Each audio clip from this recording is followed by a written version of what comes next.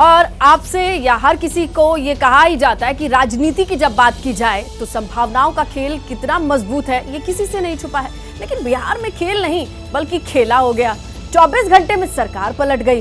17 महीने के बाद नीतीश कुमार फिर से एनडीए आ गए। सुबह इस्तीफा दिया, शाम को रिकॉर्ड 9वीं बार मुख्यमंत्री बन गए। मुख्यमंत्री पद की शपथ भी ले ली। करीब एक दशक के दौरान भी ये चौथी बार है जब नीतीश कुमार ने पाला बदल दिया है। लेकिन इस दफा हालात थोड़े अलग हैं। इंडिया अलायंस को आकार देने वाले नीतीश कुमार मोदी विरोधी मोर्चे से एग्जिट ले चुके हैं। ऐसे में इंडिया अलायंस के फ्यूचर पर फिर से सवाल है। सवाल यह है कि बिहार में हुए पलटा पलटी के साइड इफेक्ट बाकी राज्यों में भी नजर आने वाले हैं क्या? बिहार के पलटी मार पॉलिटिक्स थ्रिलर का जो इंपैक्ट है इसका विश्लेषण करती ये खास रिपोर्ट आपको जरूर देखनी चाहिए।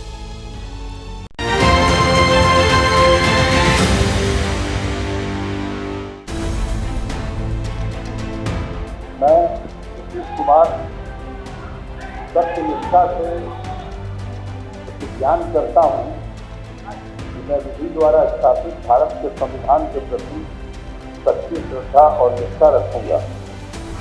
नीतीश फिर से सीएम, कौन खुश किसे गम? एकदम 40 की 40 जीतेंगे, कंफर्म रहिए।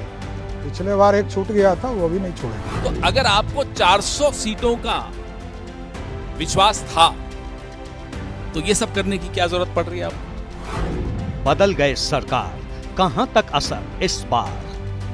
प्रधानमंत्री नरेंद्र मोदी जी के आशीर्वाद से बिहार का भी भविष्य उज्जवल है और सरकार का भी भविष्य उज्जवल है। और नीतीश कुमार तो हमारे सहयोगी पहले भी रहे हैं और उन्होंने वापस से प्रधानमंत्री जी के नेतृत्व को स्वीकार किया, मोदी जी के नेतृत्व को स्वीकार किया है। सरकार बनने के लिए ही तो सारा स्थिति काबू में किया गया, नहीं तो जनता बड़ी दुखी थी। नीतीश का नहला कौन कौन दहला? मैं नीतीश कुमार सत्यनिष्ठा से ज्ञान करता हूं। और इस तरह सुशासन बाबू ने 9वीं बार मुख्यमंत्री पद की शपथ लेने का रिकॉर्ड बना दिया।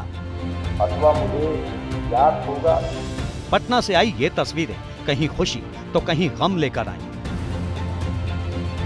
बमुश्किल 100 घंटों में पाटलिपुत्र की पूरी पॉलिटिक्स 360 डिग्री घूम गई।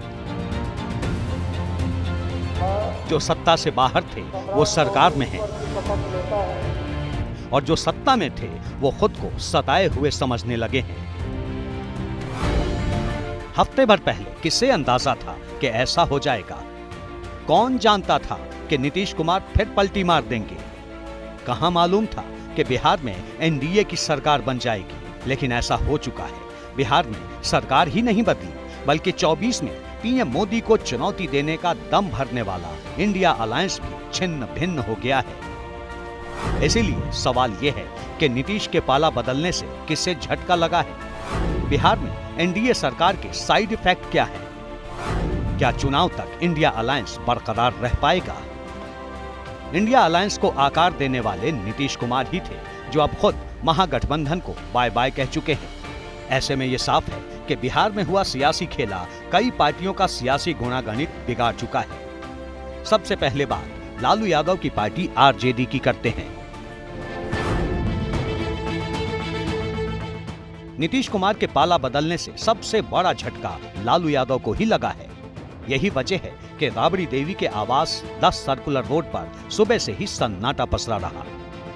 नीतीश कुमार के इस्तीफे के ऐलान के बाद तेजस्वी और तेज प्रताप राबड़ी देवी के घर से निकल गए। दोनों ने मीडिया से बात नहीं की, लेकिन दोपहर होते होते राबड़ी देवी के घर के बाहर आरजेडी कार्यकर्ता जुटने लगे।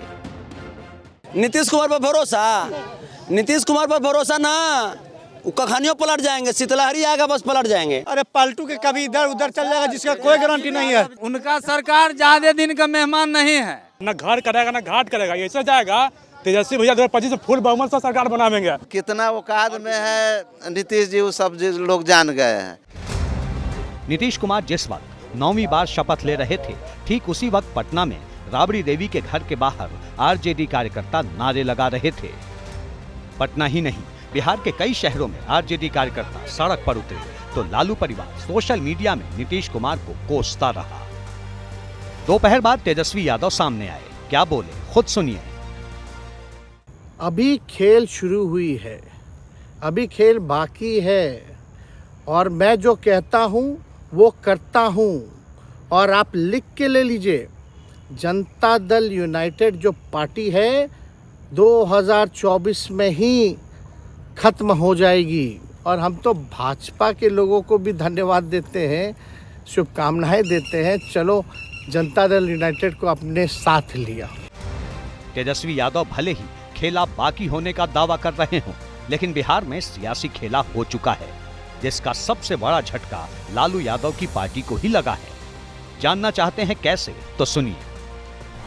2019 के लोकसभा चुनाव में आरजेडी का खाता तक नहीं खुल पाया था। बावजूद इसके विधानसभा चुनाव में आरजेडी सबसे बड़ी पार्टी बनी थी। अब 2024 का चुनाव करीब है, नीतीश कुमार ने फिर पलटी मार ली है। ऐसे में लोकसभा चुनाव का समीकरण बदलना करीब करीब तय माना जा रहा है। हम लोग मिलकर के जो विजन के साथ आए हैं, उस विजन को हम लोग पूरा करेंगे कि जनता हमारे साथ है और हमारा साथ देगी। तेजस्वी यादव से लेकर आरजेडी के नेता जिस तरह से नपी तुली बात कर रहे हैं, वो इशारा है कि आरजेडी जनता के बीच खुद को विक्टिम के तौर पर पेश कर सकती है। लेकिन सवाल ये है कि कांग्रेस क्या करेगी? अगर वो जाना चाहते हैं तो वो जाएगा ही, इसीलिए ये पहले से मालूम था। लेकिन हमने ये इंडिया अलायंस को इंटैक्ट रखने के लिए हम होके कोई बात अगर गलत करेंगे तो वो रॉन्ग मैसेज आएगा। ये सूचना तो हमको बिहार के डिप्टी चीफ मिनिस्टर और लल्लू प्रसाद दोनों ने दिए थे और आज वो सच हुआ।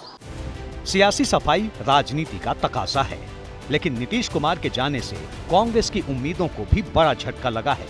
जिस इंडिया अलायंस के सहारे कांग्रेस की ख्वाहिश बीजेपी को बड़ी चुनौती देने की थी, नीतीश कुमार के जाने से उसे कहीं न कहीं नुकसान तो हुआ ही है। इसीलिए कांग्रेस जमकर हमलावर है। आपने सबने सुना होगा Guinness book of world records, उसका नाम आज बदला जा रहा है। उसका नाम है Nitish book of world records. 9 बार शपथ ले रहे हैं, ये एक रिकॉर्ड है अपने आप में। तो अगर आपको 400 सीटों का विश्वास था तो ये सब करने की क्या जरूरत पड़ रही है आपको? कांग्रेस के एक और नेता जयराम रमेश ने तो शब्दों की मर्यादा के दायरे से बाहर जाकर हमला किया। सोशल मीडिया में नीतीश कुमार को रंग बदलने वाला करार दे दिया। ऐसे में भला जेडीयू भी कहां पीछे रहने वाली थी? हमें अफसोस है और राहत भी है कि जो इंडिया गठबंधन का निर्माता था, जो पहला संयोजक था, आज उन्होंने और जनता दल यू ने इस गठबंधन से अपने आप को अलग कर लिया है। इंडिया अलायंस छोड़ने के लिए जेडीयू सीधे सीधे कांग्रेस को कटघरे में खड़ा कर रही है। नीतीश कुमार जी ने निजी तौर पर हाथ जोड़ करके निवेदन किया था कि कांग्रेस पार्टी को इस गठबंधन में शामिल करो। हमें अफसोस है कि हमने कांग्रेस पार्टी को देश की राजनीति में एक्सेप्टेबिलिटी दिलवाई। ये पार्टी अछूत हो चुकी थी। नीतीश कुमार का इंडिया अलायंस छोड़ना और बीजेपी के साथ जाना कांग्रेस के लिए क्यों बड़ा झटका है, ऐसे समझिए। बिहार में लोकसभा की 40 सीटें हैं। 2019 में कांग्रेस को सिर्फ 1 सीट पर जीत मिली। लोकसभा चुनाव के दौरान बिहार में पहली बार जेडीयू और कांग्रेस गठबंधन का हिस्सा थी, लेकिन चुनाव से ठीक पहले नीतीश कुमार महागठबंधन से अलग हो गए हैं। ऐसे में एक बार फिर आरजेडी और कांग्रेस को लोकसभा चुनाव में साथ उतरना होगा। हमेशा वो भारतीय जनता पार्टी और उसकी विचारधारा के साथ ही रहते हैं।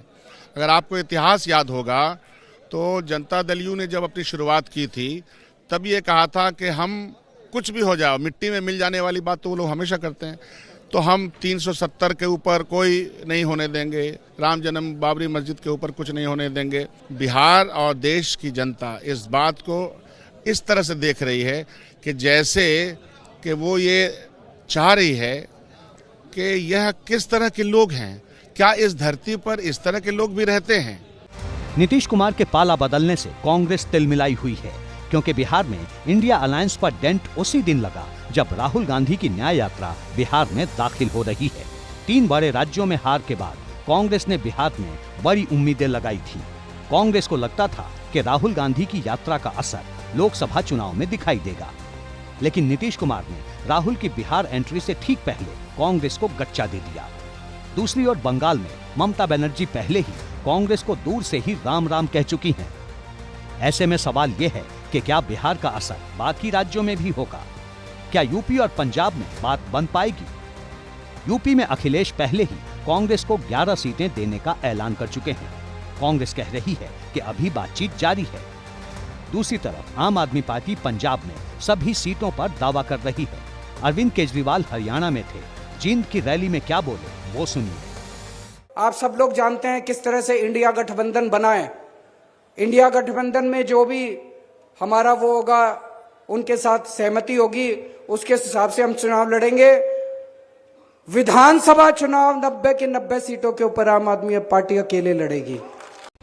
केजरीवाल ने भले ही इंडिया के साथ होने की बात कही है, लेकिन भगवंत मान कई बार पंजाब में अकेले चुनाव लड़ने का ऐलान कर चुके हैं। कुछ इसी तरह के हालात महाराष्ट्र से लेकर तमिलनाडु तक हैं। ऐसे में नीतीश कुमार के जाने से क्लियर मैसेज जाएगा कि मोदी को हराने के सपने देखने वाले अपने कुनबे को ही नहीं संभाल पा रहे। जाहिर है इसका असर वोटिंग पैटर्न पर भी पड़ेगा। जैसे ही घड़ी का काटा दोपहर 2:30 पे आए, बबीता जी का दिल सास बहू साजिश के लिए मचल जाए। और ये है इनकी बहू, पूरे दिन ऑफिस की टेंशन हो जाए गॉन जब ये करें अपना फेवरेट शो फ्री टाइम पे ऑन। इनकी तरह आप भी देखिए अपना फेवरेट शो अपने टाइम पर और डाउनलोड कीजिए एबीपी लाइव ऐप अपने स्मार्ट टीवी पर।